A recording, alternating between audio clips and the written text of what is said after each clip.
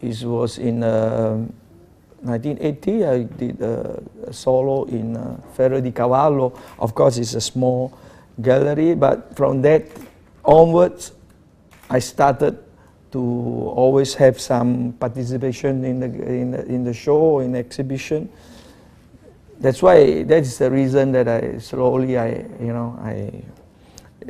stay in Italy for that occasion, because once you have an activities of art, and then you meet more friends, more art world, and then you'll be there.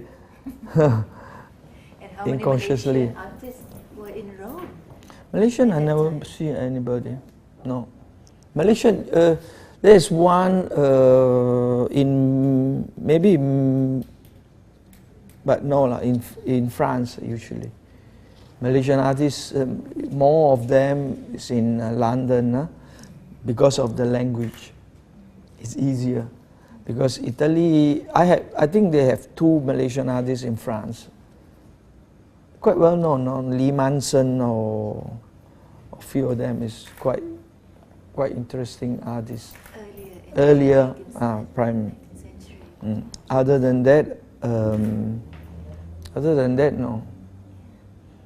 And it's a difficult country, actually, Italy, because it's they don't speak the language, and it's not easy to move, no? Like when for Malaysian I think it's used to Australia, used to London, and where the language English country, English country. It's the first time to experiment, the idea of Vienna, and I'm so happy and proud to participate in this Vienna, and I think it's really good for the Malaysian artists, because it's no matter how we have to face the world, we have to dialogue with the other country, we have to understand other situation through art. We can communicate through art, not necessarily only politics, no? So we can communicate with beauty, with the idea, with literature, So this is going to be something. We still don't know what it's going to be, but it's important that you put a seed on it, and you see how it grows. So I'm so proud of this. Of course, all this image, I took it from the web, from the newspaper. Mostly it's from the web of the war in Syria, and it happened sometimes.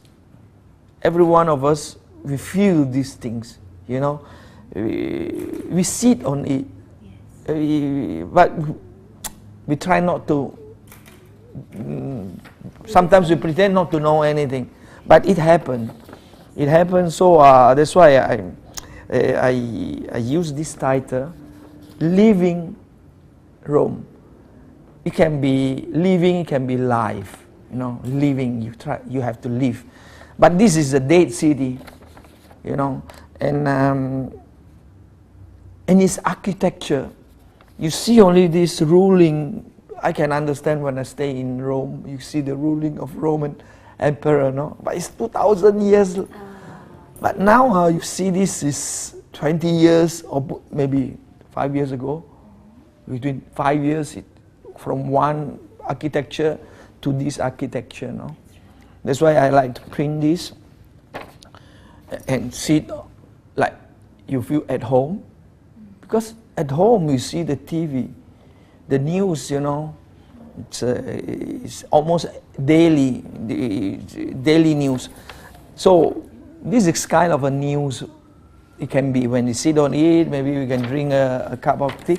But I want to get this message, at least a small message, It can be anything anyway, if we don't look at the image. But once you look at the image, maybe this is so familiar to every one of us. So this is the idea of the Biennale of Dakar. That's why I make it. I think the title is more interesting because a living Rome may make you a little bit. Sometimes, every one of our house we have one living room, you know, and I want to make this living room, which is kind of a message. It's easy that we can build this installation here. That's why I took some pictures just to see the three solution. One, this is the carpet. Then you can print on PVC, no? PVC. This is for the carpet, and then this is for the cloth. This cloth I bring some sample. There are three elements. There's the Three element carpet, sofa. table. Yeah. So this is going to print on this sofa, huh? Because it would let the effect of aluminium. You know, it's nice because it's shining. This is not a home sweet home. This is a home that we realize that someone have this home, and they don't have it anymore. So it's there. There's so many discussion to understand this image. I feel that that's why I did one show. It's called Emotional Crisis.